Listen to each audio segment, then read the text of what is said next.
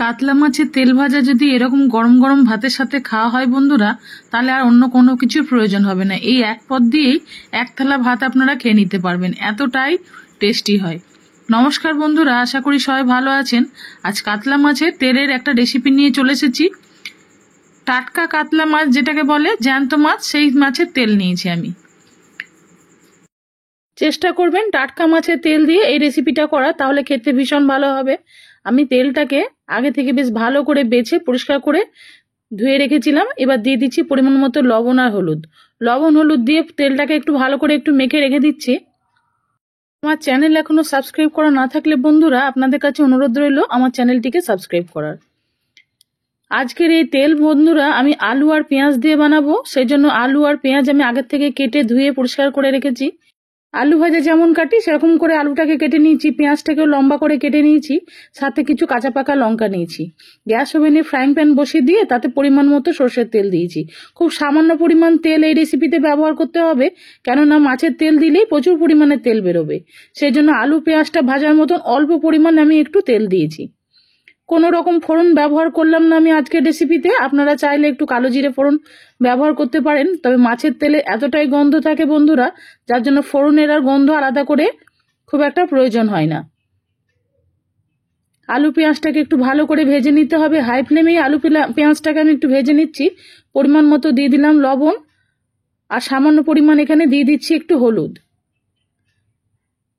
মাছের তেলে যেহেতু লবণ হলুদ মাখানো আছে, সেই জন্য আলু পেঁয়াজের মতোই এখানে লবণ হলুদটা ব্যবহার করতে হবে। খানিকটা ঝাল লঙ্কার গুঁড়ো দিলাম, হাফ চামচ মতো। ভালো করে আলু পেঁয়াজটাকে একটু ভেজে নিতে হবে। 2-1 মিনিট এরকম ভাবেই আমি একটু নেড়ে দিয়েছি, গ্যাসের ফ্লেমটা মিডিয়াম করে। এরপর ঢাকা দিয়ে 5 মিনিট আমি একটু রান্না করে নেব। ফিরে আসছি 5 মিনিট পরে। আলু নাড়তে নাড়তে কিন্তু প্রায় 80% সেদ্ধ হয়ে গেছে বন্ধুরা।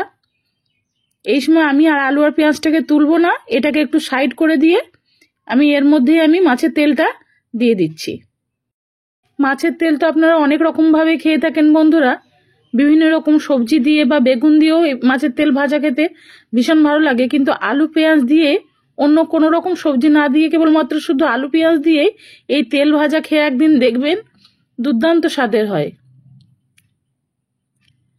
5 মিনিটের জন্য একটু ঢাকা দিয়ে দিয়েছিলাম লো হিটে। দেখুন মাছের তেল থেকে কতটা তেল বেরিয়েছে, আর এই তেলে কিন্তু ভালোভাবে আলু পেঁয়াজটাকে আর একবার নেড়ে দিতে হবে। গ্যাসের ফ্লেম এই সময় লোতে রাখতে হবে, আর ঢাকা দেব না। এইভাবে নাড়তে নাড়তে তেলটাকে ভেজে নিতে হবে, যাতে তেলের মধ্যে কোনো রকম কাঁচা গন্ধ না থাকে, আর আলু পেঁয়াজটা যেন খুব ভালোভাবে সেদ্ধ হয়ে যায়। গরম গরম ভাতের সাথে তো খুবই ভালো লাগে বন্ধুরা এই রেসিপি। আপনারা একদিন হলেও বাড়িতে ট্রাই করুন, আশা করছি এই রেসিপিটা আপনাদের ভীষণ ভালো লাগবে। বিশেষ করে যারা মাছের তেল পছন্দ করেন তাদের তো ভীষণই ভালো লাগবে। গ্যাসের ফ্লেম বন্ধ করে দিয়েছি। তেল ভাজা সম্পূর্ণ তৈরি। দেখুন দেখতে কতটা সুন্দর লাগছে। মাছের তেল থেকে দেখুন কতটা পরিমাণ তেল বেরিয়েছে। এই তেল গরম ভাতের সাথে মাখিয়ে খেতে বন্ধুরা অমৃত লাগে। একদিন হলেও বাড়িতে ট্রাই করুন, আশা করছি এটা আপনাদের ভীষণ ভালো লাগবে। রেসিপিটি ভালো লাগলে লাইক শেয়ারের জন্য অনুরোধ রইল। আমি গরম গরম ভাতের সাথে পরিবেশন করেছি এই মাছের তেল।